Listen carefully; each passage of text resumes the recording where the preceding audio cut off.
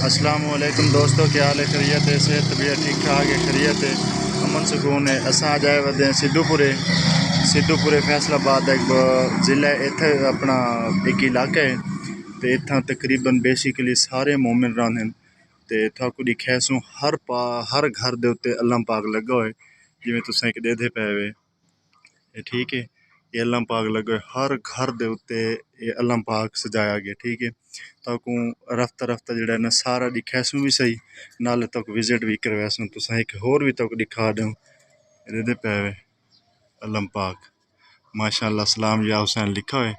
तो थाकू हर घर दा विजिट भी करवैसूँ, नाले दिखैसूँ भी सही।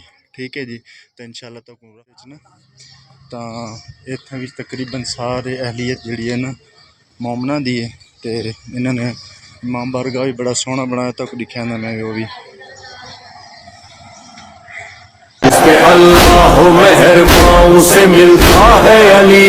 हम पाक भी माशाअल्लाह दे पे वे। ये जहाँ ज़ेरे तामीर है इमाम बारगाह सिद्धूपुरे का, बहुत ही मशहूर मोमिन रौंदे ने इत्थे माशाअल्लाह। तो बेहतरीन किस्म का इन्होंने ये जड़ा ना इमाम बारगाह बनाया। बारगाह देखने तो बावजूद हूँ तक सिद्धूपुरे की ना असें एक मस्जिद भी दिखे ने, जी माशाअल्लाह इन्होंने वसी रकबे दे विच ना बनाई हुई है। तो माशाअल्लाह इन्होंने खर्चा भी बहुत किया है और बहुत ही डेकोरेशन और प्यारी मस्जिद बनाई है। तुम देखो और दसाओ, ये माशाअल्लाह सिद्धूपुरे की मस्जिद है। सारा अहाता जड़ा है ना ये सिद्धूपुरे का मस्जिद भी बेहतरीन इन्होंने बनाई हुई है। अल्लाह मफली जनूबी वफ्ताली बाबा रहमत या अल्लाह माशाअल्लाह। देखो बेहतरीन इन्होंने बनाई हुई है खूबसूरत करके, तो बहुत ही प्यारा लुक। और इसका रकबा भी माशाअल्लाह बड़ा है कि पूरा सिद्धूपुरा ही मतलब इतने मस्जिद की नमाज पढ़े तो पढ़ सकते सुकून दे नाल। बहुत प्यारी मस्जिद बनाई हुई है। और एक चीज़ तुम भाई नोट कर सो कि मस्जिद दे नाल तुम दे पे अल्लाह पाक बहुत खूबसूरत बना हुआ है। एक नाल होर भी अल्लाह पाक लगा दे पे माशाअल्लाह। सिद्धूपुरे का इलाके तक एक होर अल्लाह पाक दिखाऊँ दे पे इतने माशाअल्लाह अल्लाह पाक देख के दिल ही खुश थी वैंदा है। अल्लाह पाक लगे हैं कि इंसान का जड़ा ना दिल खुश थी वैंदा है इस सिद्धूपुरे दे विच आके ना।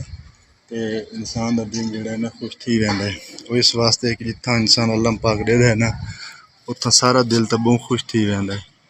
जिहदे पे हर घर के उत्ते अल्लाह पाक लगा हुआ है, इतनी खूबसूरत और माशाअल्लाह। तो असें बाबा जी को पानी मंगे, पानी बाबा जी पिला जिथा मतलब लोग रांधे पे ना सिद्धूपुरे वाले। ये बहुत ही मतलब खूबसूरत जगह, बेहतरीन जगह। तो और तकरीबन बेसिकली गल है कि जितने भी लोग हैं ना वो सारे तकरीबन मोमिन हैं। तो मैं एक घर बह डिठे जिठा ना अल्लाह पाक लगे हुए तो मैं वो दिखे ना वो देखो बहुत सोहने माशाअल्लाह। ये पे अल्लाह पाक लगा हुआ माशाअल्लाह। घर दे उत्ते खूबसूरत जी हैं, ये होर अल्लाह लगा हुआ माशाअल्लाह। ये भी उस तो ज़्यादा खूबसूरत है क्योंकि सारे अल्लाह पाक जोड़े हैं ना बहुत बेहद खूबसूरत हैं।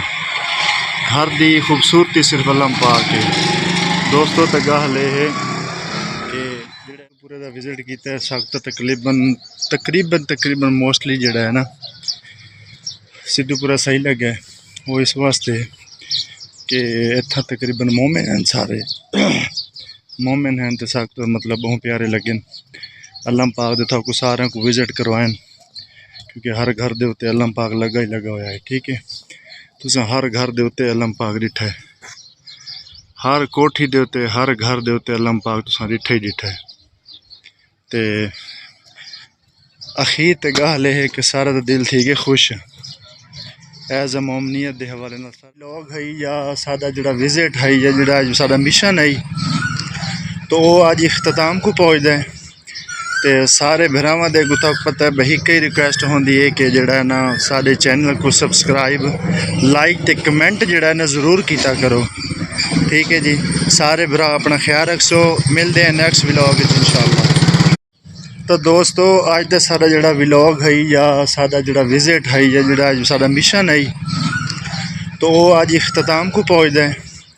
ਤੇ ਸਾਰੇ ਭਰਾਵਾਂ ਦੇ ਗੁੱਤਕ ਪਤਾ ਬਈ ਕਈ ਰਿਕੁਐਸਟ ਹੁੰਦੀ ਹੈ ਕਿ ਜਿਹੜਾ ਨਾ ਸਾਡੇ ਚੈਨਲ को ਸਬਸਕ੍ਰਾਈਬ ਲਾਈਕ ਤੇ ਕਮੈਂਟ ਜਿਹੜਾ ਨਾ ਜ਼ਰੂਰ ਕੀਤਾ ਕਰੋ।